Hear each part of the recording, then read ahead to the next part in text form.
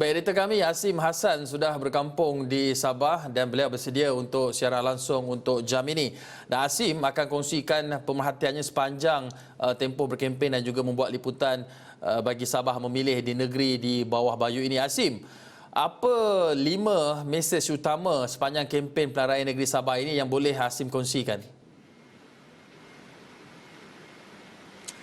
Baiklah, terima kasih Hakim di WTC dan untuk pengetahuan Hakim dan juga penonton Astro Awani, ada 5 perkara yang boleh saya kongsikan adalah sepanjang kempen 14 hari yang saya ikuti ini adalah mengenai isu-isu lokal tempatan itu sendiri selain daripada isu tanah, isu bantuan sara hidup, isu infrastruktur pendidikan dan juga hubungan antara kerajaan negeri dan kerajaan persekutuan.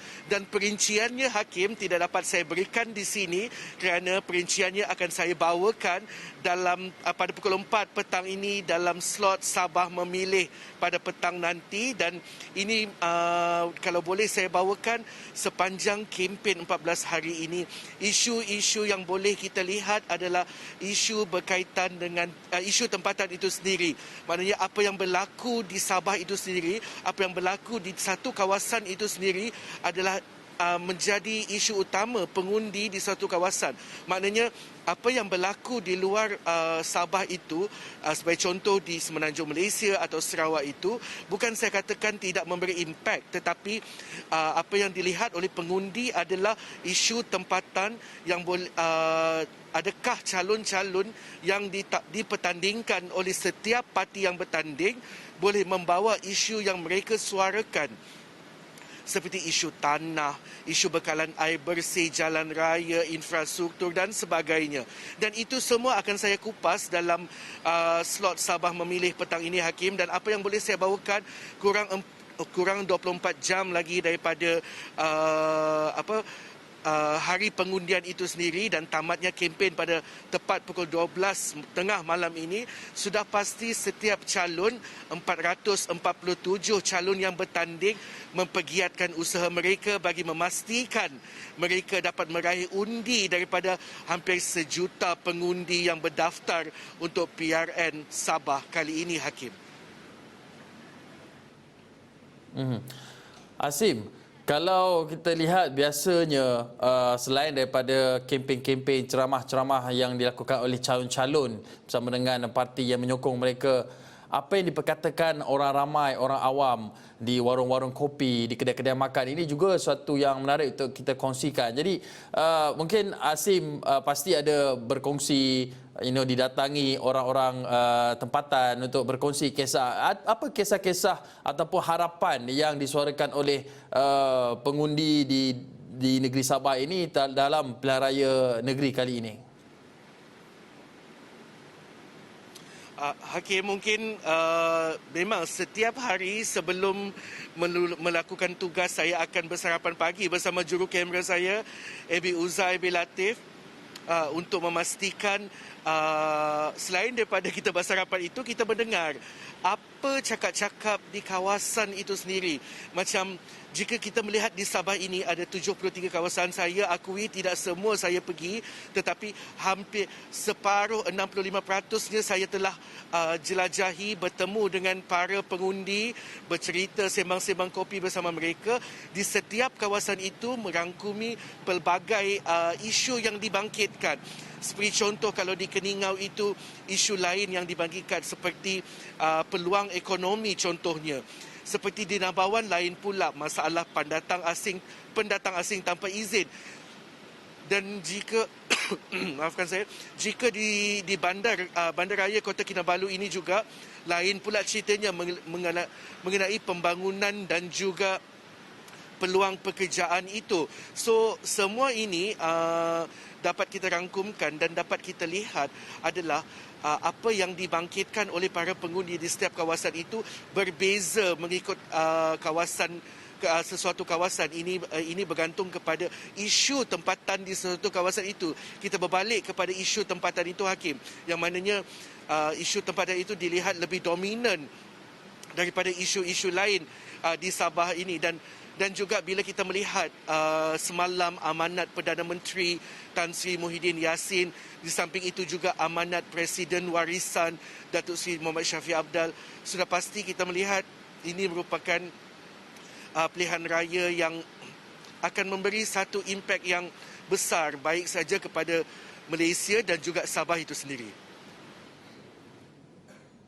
Ya, Asim, pastinya dalam tempoh 14 hari berkempen ini merupakan juga waktu untuk para calon dan juga jentera parti-parti yang bertanding untuk menggerakkan war room mereka ataupun bilik perang mereka istilahnya dalam politik, dan dari situlah mereka dapat melihat ataupun memberikan petunjuk indikasi sama ada mereka boleh memenangi hati rakyat di suatu kawasan itu ataupun tidak, dan juga untuk memenangi hati rakyat dengan menyelesaikan isu-isu setempat seperti yang disebutkan Asim. Isu setempat itu lebih mendominasi daripada isu di peringkat persekutuan. Apa keyakinan daripada parti-parti politik? Kita lihat ada banyak parti politik yang bertanding dalam PRN Sabah kali ini. Apa indikasi ataupun dapatan mereka hasil daripada 14 hari berkempen ini? Ya, Hakim, kalau dapat kita lihat masing-masing kita saya temui baik daripada gabungan rakyat Sabah itu sendiri, pemimpinnya yang juga dan juga gabungan Warisan Plus itu masing-masing menyatakan sokongan mereka lebih tinggi daripada sesuatu parti itu, dan mungkin juga sebab masing-masing mahu melahirkan rasa confident bahawa mereka boleh menang pada pilihan raya kali ini.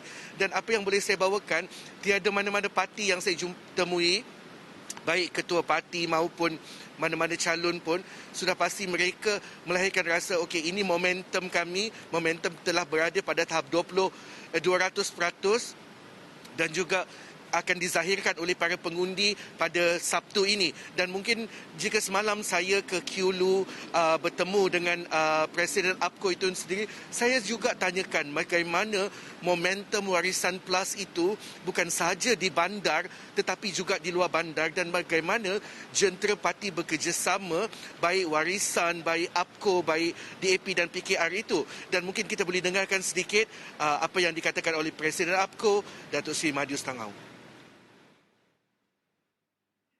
Sangat yakin, kita sangat yakin. Kalau dulu hanya di pusat-pusat bandar, tapi dia sudah merebak di kawasan luar bandar. Saya sudah nampak, saya sudah menjelajah, dan momentum itu sudah di luar bandar. Kalau pada mulanya ada isu-isu seperti PTI dan segalanya, hari ini sudah selesai.